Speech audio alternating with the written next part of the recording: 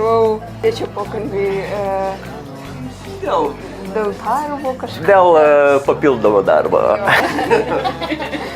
Buvau šokė truputį, nes nežinau.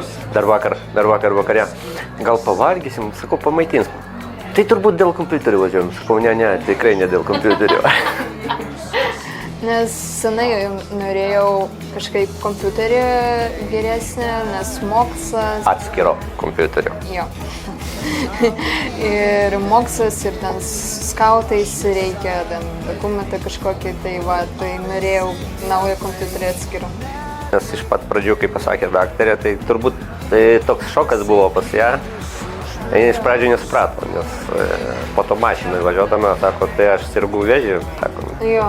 Kažkaip tai buvo. Nes, daktarai taip pristatė tą lygą, kad, o po to tik tai mašinų jau suprato, apsiverkė. Po tos antros operacijos kažkaip tai greičiau atsigavo.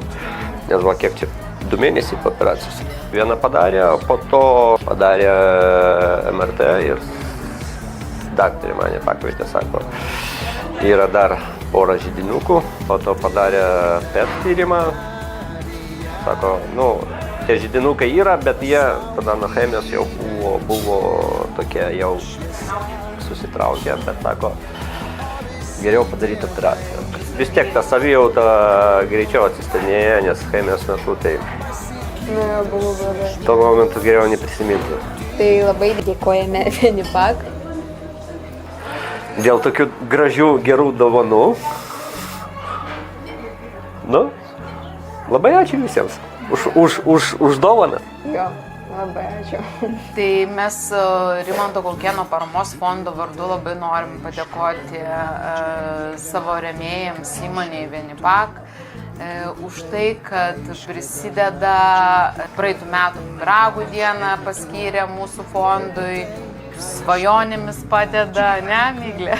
Tikrai taip, labai gera, kad esat kartu ir tikrai labai jaučiam, kaip stipriai esat kartu, nes darom 5. svajonę jūsų pagalba ir negirdėjom iš jūsų žodžio ne. Ir šiandieniniai situacijoje jūs ne tik mergaitės svajonę išpildėt, bet ir mamos. Ir tikrai gera, kad esat, gera, kad padedat ir mes galim nudžiuginti tos žmonės, kuriems tikrai to labai labai reikia.